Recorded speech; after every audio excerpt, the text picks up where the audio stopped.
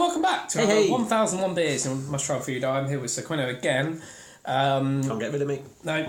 You've become the most regular beer drinking buddy on the beer reviews. So we have beer from Belgium again, first brewed 2000. I've not been allowed to look at this one. 7%. Well, you've seen what the beer is, but you haven't seen the taste notes. It's Kriek de Ranke, which I bought when I was in Ghent for €10.50, so not too bad for a large bottle like that. With you in the shop when you did it. That's quite good value, I must say, for a huge bottle like this. That's not bad at all. Now, interesting sort of perspective. What's your perspective on beers that are having this sort of the paper around them? I quite like it. Or is it just cheapo? Well, no, wait, hang on. Oh. They've got both. Why is it in paper when it's also got a label? Oh. I wasn't expecting that. Oh, okay. Yeah, I was. Normally you get the ones in paper that haven't actually have no label because that's sort of the point. Fascinating. Okay. Well, beers wrapped up in paper. I kind of quite like the mystique of them. It feels a bit posh. But only if they're kind of Belgian, really. I think anybody else wrapping it up in paper would just look a bit pretentious. But in Belgium, Belgian beers, it's kind of acceptable. So I've got a nice large bottle of this. So it's 70% Belgian sour ale fermented with cherries with 30% lambic added. Ooh, that sounds exciting. Sounds really nice. Yeah. Never had anything. Don't think I have anything by De Ranke if I might have, but this looks fun. So, would you like to do the honour of pouring it? Let me crack it open while I do the tasting. Yes. Let's just check. There's no cork in there. No, there is no cork in there. All right, great. Oh, it's gonna jizz. Just let it get it in the glass. Get it in the glass.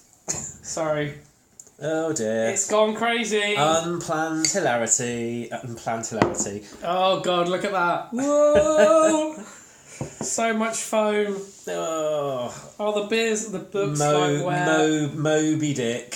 Amazing. This is why we got this towel though, to be fair. We got a towel for this very reason. James always brings out this towel when we're reviewing around his gaff, and I just assume because he's really house trained. We've never needed it before. I've needed it on other beer reviews before. when the beer has been a bit too lively and I've needed to have a beer towel. It is an old fashioned beer towel, Eagle, which is probably quite rubbish. Yeah. It is. Oh, Charles Wells, yes, pretty awful stuff. Right. So, I'll do a little bit more pouring while you do the natter. I'll do the pour. So, tasting notes: aroma has tart cherries, right, citrus, and horse blanket funk. That's what I said. Don't read it beforehand because that's horse just blanket funk. Yeah, I've no idea what that means. It sounds terrible. Is that some kind? That's Superfly. Horse blanket funk. I've got their second album. Horse blanket funk. They weren't as good. They weren't as good after their massive Coke phase. No, they weren't. Taste is acidic, tart, fruity, dry, and earthy. Medium-bodied beer that finishes with fruit and mild alcohol. Pair with the Belgian waffle. Well, we've got cream crackers. Can you hear this? Listen to that. That's pretty good. There's a lot of life in this. This is like a kind of science. This is a science experiment. My God, I've never seen anything. The head is bubbling. It's not even you're getting the bubbles coming up from inside the beer. The entire head itself is bubbling.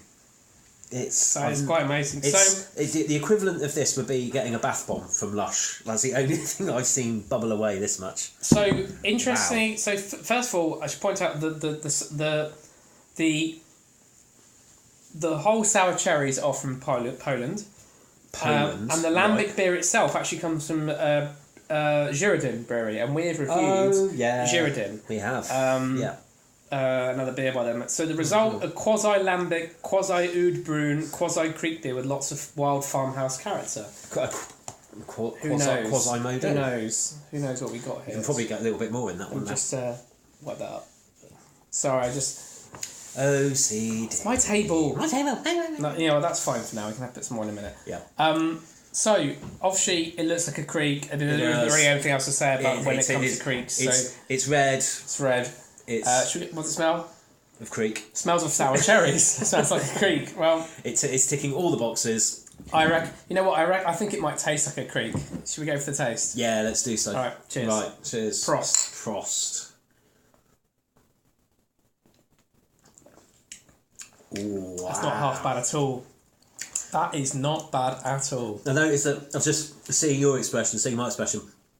It's very, very. There's an immediate tartness. It goes quite fast, but there's immediate tartness, and the pair of us just on our forehead went.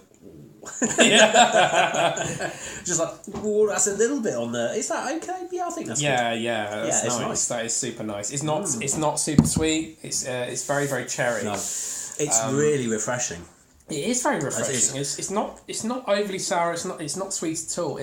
There's a lot of complexity of flavour to it, but there isn't a huge depth of flavour. It's very crisp. Very crisp. It's very immediate. It leaves a nice little aftertaste, but it's that's dangerously gluggable. 7%. Well, that's not so bad. That's one of the best Krieks I've had. That is really good. That is better than the one. You know what we had at the end of our Belgian trip, which was the Leafman's Kriek. Oh, not as good. This is really nice. This is absolutely lovely. This is a super bit.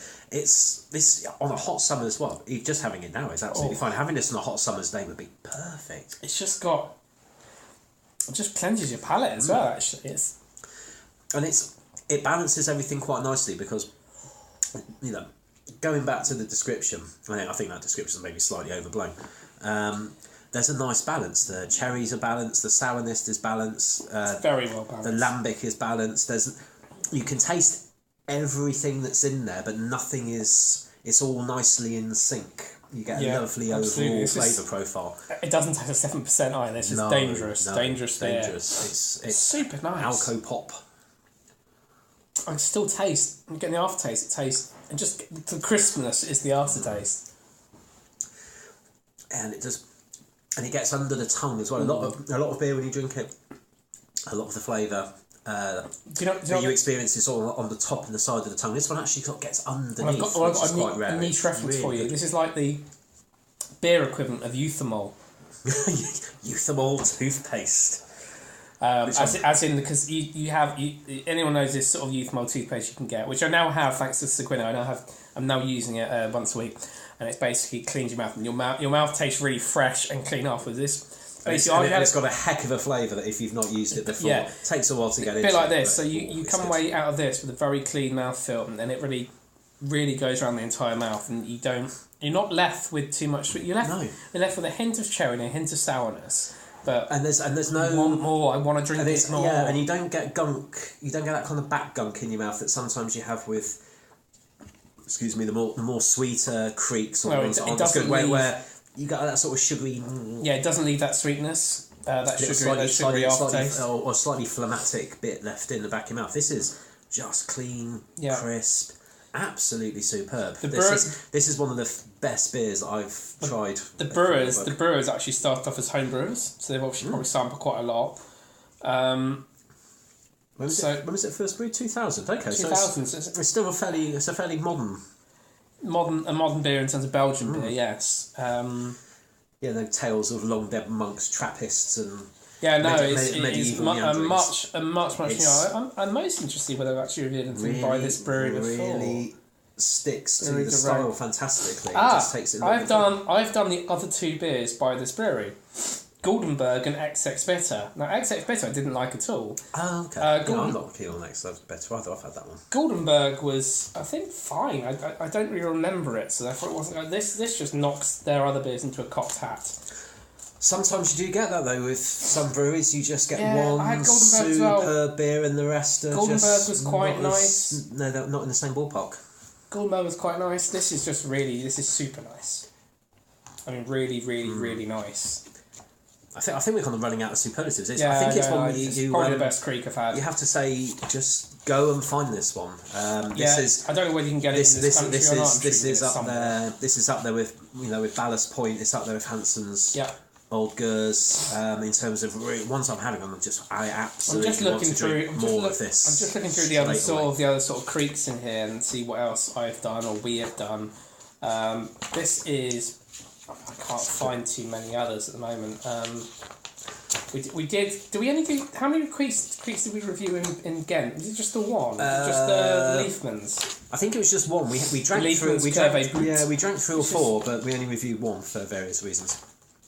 Yeah, I did have a few others as well, but the other ones, Krieks can vary from being super sweet to super sour and everything in between. Yeah. is what I've experienced so far. How much was this one? How much did you pay? €10.50 bargain, absolute bargain. 10.50 for 75 centilitres of 7% heaviness. Bargain. That really was a bargain. Yeah, it was just from a corner shop in Ghent. Yeah, it was in central Ghent. It was just a few yards from our hotel, wasn't it? Wow. Well, there we go. Yeah, so good stuff. That's definitely on my to redo list. Next time we're in Belgium, going to go over greatest hits tour, I think. Yeah, absolutely. Right, shall we leave it there? Absolutely. Like, comment, subscribe, and we'll see you for another beer review very, very soon. Goodbye.